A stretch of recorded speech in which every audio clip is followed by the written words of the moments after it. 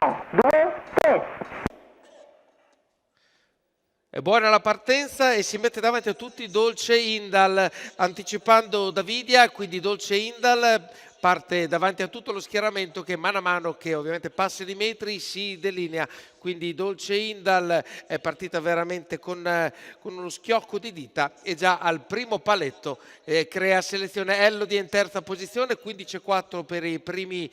primi 200 metri e il gruppo è molto molto molto sgragnato, 3, 2, 4 e abbiamo subito la risalita di Chaos e in quarta posizione la corda DeLorean Wise, mentre quelli che erano partiti al secondo nastro hanno già ricongiunto tutti. Chaos si porta direttamente su Dolce Indal, 15,8 il secondo paletto per un 31,2 dei 400 e mette pressione al leader. Chaos ovviamente avrebbe tutto il vantaggio di provare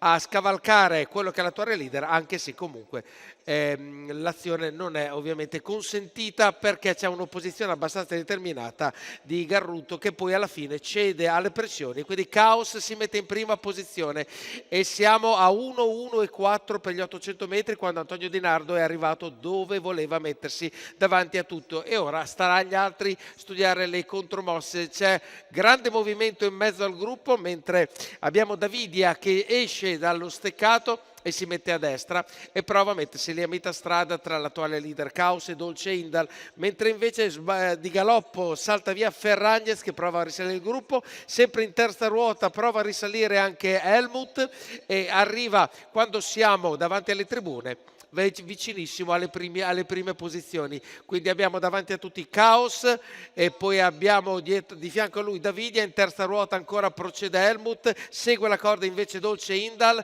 abbiamo un 1,46,6 per questo tratto di corsa quando ovviamente le zampe di Chaos mettono le ali e incominciano a muoversi molto molto molto veloce. Antonio Di Nardo vuole dare lo strappo decisivo, entriamo negli ultimi 400 metri, 14,4 è il paletto delle scuderie. Chaos prova a darsela a gambe, a ritornare fuori con i vecchi fasti di questo cavallo al numero 7 dell'Orion Wise, riparte a metà della pista nella terza ruota, sono rimasti in 5 a giocarsela, abbiamo Elodie che sta provando a ritornare all'interno, entriamo in retta d'arrivo a 14,9 i 200 della curva, ma se ne sta andando Chaos se ne sta andando precedendo Dolce Indal, poi abbiamo il numero 7 di DeLorean Wise a precedere Elodie. Per il quinto posto ci sarà probabilmente bisogno della fotografia. Chaos l'ha risolta riuscendo a strappare la posizione a Dolce Indal e poi è arrivato a casa con una certa tranquillità. Ovviamente il frustino è rimasto girato all'indietro, non ce n'è stato bisogno.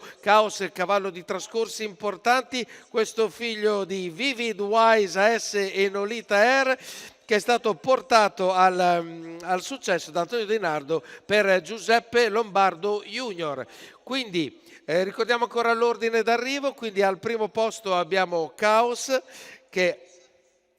con il tempo un rotolo in 2,36 spiccioli, secondo il numero 3 di Dolce Indal, al terzo posto il numero 7 DeLorean Wise, al quarto il numero 4 di Elodie, al quinto il numero 5 di Epica Daghi. E con questa corsa vi salutiamo e vi diamo appuntamento al prossimo convegno qua all'Arcoveggio.